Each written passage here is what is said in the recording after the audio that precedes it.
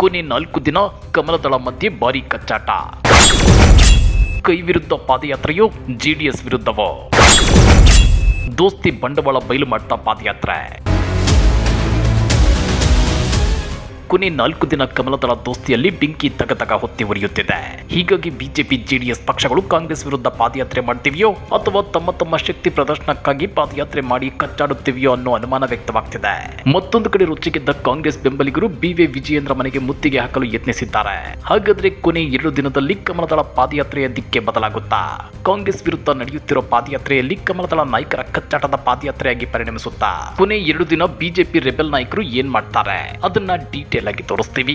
ಆದ್ರೆ ಅದಕ್ಕಿಂತ ಮೊದಲು ಹಲೋ ಕನ್ನಡ ಯೂಟ್ಯೂಬ್ ಚಾನಲ್ ಅನ್ನು ಸಬ್ಸ್ಕ್ರೈಬ್ ಮಾಡ್ಕೊಳ್ಳಿ. ಹಾಗೇನೇ ಪಕ್ಕದಲ್ಲಿರೋ ಬೆಲ್ ಬಟನ್ ಅನ್ನು ಪ್ರೆಸ್ ಮಾಡಿ. ವಿಪಕ್ಷಗಳು ಸರ್ಕಾರದ ವಿರುದ್ಧ ಪಾದಯಾತ್ರೆ ನಡೆಸಿವೆ. ಆದ್ರೆ ಈ ಪಾದಯಾತ್ರೆಯ ಪ್ಲಾನ್ ಬಿಜೆಪಿಯದ್ದು. ಇದರಲ್ಲಿ ಜೆಡಿಎಸ್ಗೆ ಯಾವುದೇ ಕ್ರೆಡಿಟ್ ಸಿಗಬಾರದು ಅನ್ನೋದು ರಾಜ್ಯ ಬಿಜೆಪಿ ನಾಯಕರ ಅಭಿಪ್ರಾಯ.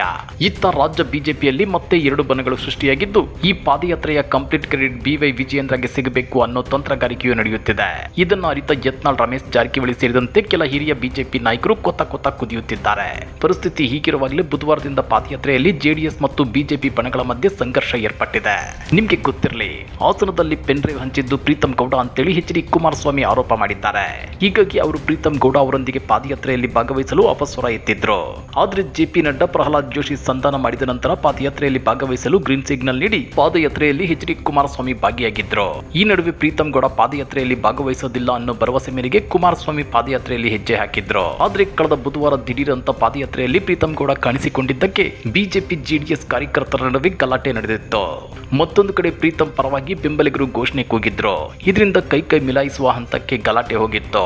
ಇದಾದ ಮರುದಿನ ಅಂದ್ರೆ ಗುರುವಾರ ಮತ್ತೆ ಜೆಡಿಎಸ್ ಕಾರ್ಯಕರ್ತರು ಪ್ರೀತಂ ಗೌಡ ಭಾವಚಿತ್ರವಿದ್ದ ಫ್ಲೆಕ್ಸ್ ಗಳಿಗೆ ಬೆಂಕಿ ಹಚ್ಚಿ ಆಕ್ರೋಶ ಹೊರಹಾಕಿದ್ದಾರೆ. ಹೌದು ವೀಕ್ಷಕರೇ, ಬಿಜೆಪಿ ಮಾಜಿ ಶಾಸಕ ಪ್ರೀತಂ ಗೌಡ ಭಾವಚಿತ್ರವಿದ್ದ ಫ್ಲೆಕ್ಸ್ಗೆ ಪೆಟ್ರೋಲ್ ಸುರಿದು ಬೆಂಕಿ ಹಚ್ಚಲಾಗಿದೆ. ಮಂಡ್ಯ ಹೊರವಲಯದ ಉಮ್ಮಡಹಳ್ಳಿ ಸಮೀಪ ಮೈಸೂರು ಬೆಂಗಳೂರು ಹೆದ್ದಾರಿ ಅಂಡರ್ ಪಾಸ್ನಲ್ಲಿದ್ದ ಫ್ಲೆಕ್ಸ್ಗೆ ಕಿಡಿಗೇಡಿಗಳು ಬೆಂಕಿ ಇಟ್ಟಿದ್ದಾರೆ. ಬಿಜೆಪಿ ಜೆಡಿಎಸ್ ನಾಯಕರನ್ನು ಸ್ವಾಗತಿಸಲು ಫ್ಲೆಕ್ಸ್ಗಳನ್ನು ಹಾಕಲಾಗಿತ್ತು. ಫ್ಲೆಕ್ಸ್ಗಳಲ್ಲಿ ಪ್ರೀತಂ ಗೌಡ ಫೋಟೋ ಹಾಕಿದ್ದಕ್ಕೆ ಬೆಂಕಿ ಹಾಕಿ ಆಕ್ರೋಶ ಹೊರಹಾಕಿದ್ದಾರೆ. ಹೀಗಾಗಿ ಇದು ಸಿಎಂ ಸಿದ್ದರಾಮಯ್ಯ ವಿರುದ್ಧ ನಡೆದ ಪಾದಯಾತ್ರೆಯಾಗುವ ಬದಲಿಗೆ ಪ್ರೀತಂ ಗೌಡ ಹಾಗೂ ಎಚ್.ಡಿ. ಕುಮಾರಸ್ವಾಮಿ ನಡುವಿನ ಜಗಳಕ್ಕೆ ವೇದಿಕೆಯಾಗಿ ಹೋಗಿದೆ. ಇದೆಲ್ಲದರ ಮಧ್ಯೆ ಯತ್ನಾಳ್ ಮತ್ತು ರಮೇಶ್ ಜಾರಕಿಹೊಳಿ ಕಮಲದಳ ಪಾದಯಾತ್ರೆಯಿಂದ ಅಂತರ ಕಾಯ್ದುಕೊಂಡಿದ್ದಾರೆ. ಜೊತೆಗೆ ದೂರದಿಂದಲೇ ವಿಜಯೇಂದ್ರ ವಿರುದ್ಧ ಕೆಂಡ ಕಾರುತ್ತಿದ್ದಾರೆ. ಹೀಗಾಗಿ ಇವತ್ತು ಮತ್ತು ನಾಳೆ ಬಿಜೆಪಿಯೊಳಗಿನ ಬಣಗಳು ಮತ್ತು ಬಿಜೆಪಿ ಜೆಡಿಎಸ್ ಮಧ್ಯೆ ಬೆಂಕಿ ಮತ್ತಷ್ಟು ದಗದಗಿಸುವ ಸಾಧ್ಯತೆ ಇದೆ. ಬಿವೈ ವಿಜಯೇಂದ್ರ ವಿರುದ್ಧ ರೊಚ್ಚಿಗೆದ್ದ ಸಿದ್ದು ಬೆಂಬಲಿಗರು.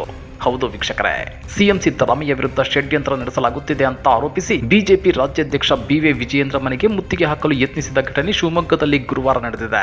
ಕರ್ನಾಟಕ ಶೋಷಿತ ವರ್ಗಗಳ ಮಹಾ ಒಕ್ಕೂಟದ ವತಿಯಿಂದ ಈ ಪ್ರತಿಭಟನೆಯನ್ನ ಮಾಡಲಾಗಿತ್ತು. ಈ ವೇಳೆ ಪ್ರತಿಭಟನಾಕಾರರು ಬಿವೈ ವಿಜಯೇಂದ್ರ ಹಾಗೂ ಬಿಜೆಪಿ ವಿರುದ್ಧ ಘೋಷಣೆಗಳನ್ನು ಕೂಗಿದ್ರು. ರಾಜ್ಯವನ್ನ ಲೂಟಿ ಮಾಡಿದ ವಿಜಯೇಂದ್ರನಿಗೆ ಧಿಕ್ಕಾರ, ನ್ಯಾಯ ಬೇಕು ಅಂತ ಕೂಗುತ್ತಾ ಅವರ ಮನೆಗೆ ಮುತ್ತಿಗೆ ಹಾಕಲು ಯತ್ನಿಸಿದ್ರು.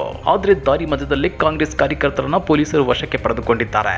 ಇನ್ನ ಇದೇ ಶನಿವಾರ ಮೈಸೂರಲ್ಲಿ ಬಿಜೆಪಿ ಪಾದಯಾತ್ರೆ ಸಮಾರೋಪ ಸಮಾರಂಭ ನಡೆಯುತ್ತೆ. ಆದ್ರೆ ಅದಕ್ಕೂ ಒಂದು ದಿನ ಮುಂಚಿತವಾಗಿ ಅಂದ್ರೆ ಇವತ್ತೇ ಮೈಸೂರಲ್ಲಿ ಸಿದ್ದರಾಮೋತ್ಸವ ಮಾದರಿಯಲ್ಲಿ ಬೃಹತ್ ಸಮಾವೇಶ ನಡೆಯುತ್ತಿದೆ. ಈ ಕಾರ್ಯಕ್ರಮಕ್ಕೆ ಲಕ್ಷಾಂತರ ಸಿದ್ದು ಅಭಿಮಾನಿಗಳು ಹರಿದು ಬರುವ ಸಾಧ್ಯತೆ ಇದೆ.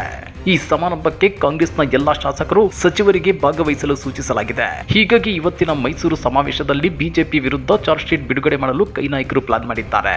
ಕೈ ನಾಯಕರು ಬಿಜೆಪಿ ನಾಯಕರ ಯಾವ್ಯಾವ ಚಾರ್ಜ್ ಶೀಟ್ ಬಿಡುಗಡೆ ಮಾಡ್ತಾರೆ ಅನ್ನೋ ಕುತೂಹಲ ಗರಿಗೆದರಿದೆ. ಹಾಗಾದ್ರೆ ಸಿದ್ದು ವಿರುದ್ಧ ನಡೆಯುತ್ತಿರೋ ಪಾದಯಾತ್ರೆಯಲ್ಲಿ ಕಮಲದಳ ನಾಯಕರ ಕಚ್ಚಾಟದ ಬಗ್ಗೆ ನೀವೇನಂತೀರಾ? ಕಮೆಂಟ್ ಮಾಡಿ, ವಿಡಿಯೋ ಲೈಕ್ ಮಾಡಿ, ಶೇರ್ ಮಾಡಿ. ಇಂಥ ಮತ್ತಷ್ಟು ರೋಚಕ ರಾಜಕೀಯ ಸುದ್ದಿಗಳನ್ನು ಮಿಸ್ ಮಾಡದೆ ನೋಡಬೇಕು ಅಂದ್ರೆ ಹಲೋ ಕನ್ನಡ ಯೂಟ್ಯೂಬ್ ಚಾನಲ್ ಅನ್ನು ಸಬ್ಸ್ಕ್ರೈಬ್ ಮಾಡ್ಕೊಳ್ಳಿ.